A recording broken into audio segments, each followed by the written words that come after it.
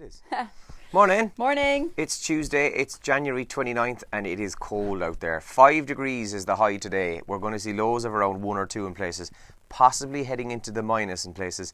And I think the snow is expected from this morning, is it? Bits of it anyway? In some parts of the country, yeah, because it's actually a front page story in some of the papers today that there's snow on the way. And it's, by the way, it's absolutely torrential rain as well outside, so just take that handy there. Very heavy rain overnight last night, so watch out for that surface water if you are driving today. Yeah, here it is in the Irish Independent. Andrew, warning, snow alert raises fears for safety of homeless. A nationwide weather warning. Tough one. A tough one, yeah. For snow and ice comes into force this morning. It's going to last until at least the weekend. So that's in the Irish Independent today, as is more on that terrible car crash in Donegal over the weekend in which 4 friends died. And the Irish Independent says that the 4 young men, Daniel, John, Michael and Sean, had actually met up to say goodbye. And that's because Daniel was starting a new job abroad very shortly, so they'd met up to say goodbye. So 4 friends met up to say goodbye before crash, says the Irish Independent this morning. Yeah, desperately sad. Same story, Stuff of Nightmares, tragic quartet were on a farewell night out, is on the front page of the Irish Examiner. Also, there's a story that says life in jail for Chute murder. This is in Cork, where a man has been given a life sentence after he was found guilty yesterday of the murder of a vulnerable user of a homeless service. And Limerick councillor reports Snapchat videos of children in random unprovoked attacks. The Fianna Fáil councillor made a formal complaint to Gardaí about videos of these random unprovoked attacks involving children believed to be as young as 12 years of age, and then were being shared around on Snapchat. As you can imagine, people probably thought, oh, that's hilarious. So well done to that councillor for stepping forward. Councillor Cathal Crowe, who's he's actually based in South East Clare, but he said that he's reported to the Limerick Gardaí. That's in the Examiner as well this morning. Trolls being talked about in the Times Ireland edition front page. Online trolls and people who are trolling the royal family, and in particular the Duchess of Cambridge, so Kate Middleton, and the Duchess of Sussex, Meghan. Isn't it? Meghan, yeah. Actually, Meghan Markle. I actually get confused between them all. For a second I was like, oh, is it? Yeah, it is. Yeah. But yeah, they've been subjected to vile abuse via the Kensington Palace Instagram account, says the Times Ireland edition. So the Royals are now being given help to fight online trolls. And here's a good one: get faith out of sex education. Do you remember sex education when we were at school, Andrew? It was basically don't do it because God would be unhappy. Yeah, pretty much, actually, yeah. Yeah, so it was like sex before marriage makes Jesus cry or something like that was our sex education. So brilliant. Thanks for that. That helped a lot of people out. Straight to hell. So religious schools should lose the power to influence sex education in line with their own ethos as soon as possible, says a new report. And that sounds like common sense to me. In the Mirror this morning, crisis talks between nurses' unions and health service continue ahead of tomorrow's planned strike.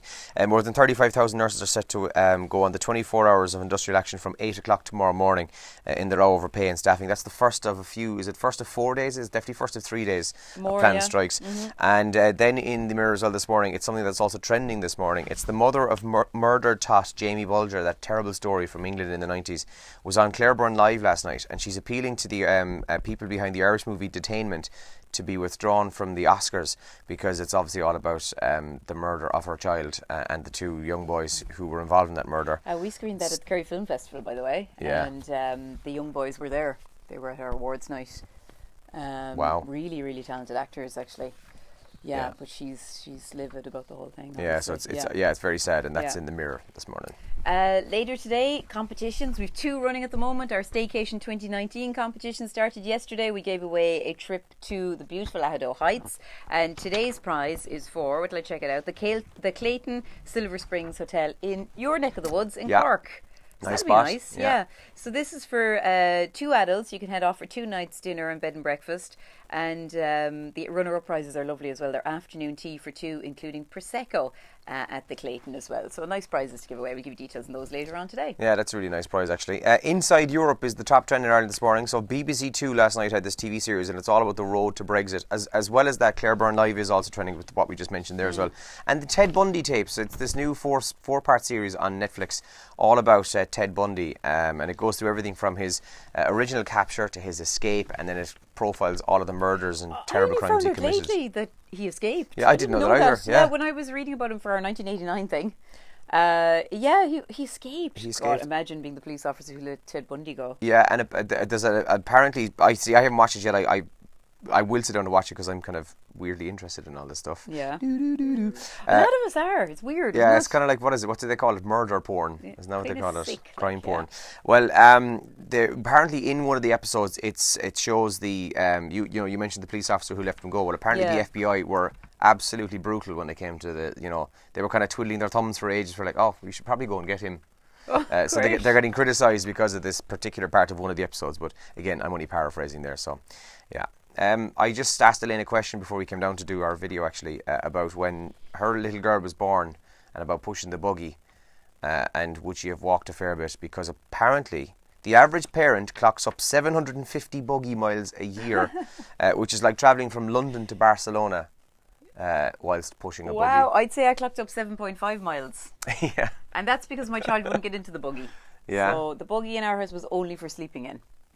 She had one, you could flatten it out. Yeah. And she'd sleep for that. And she would not get into the buggy to go for a walk. It's She was in a sling. She was on my front for ages. She was on my back for a little while. She didn't really like that.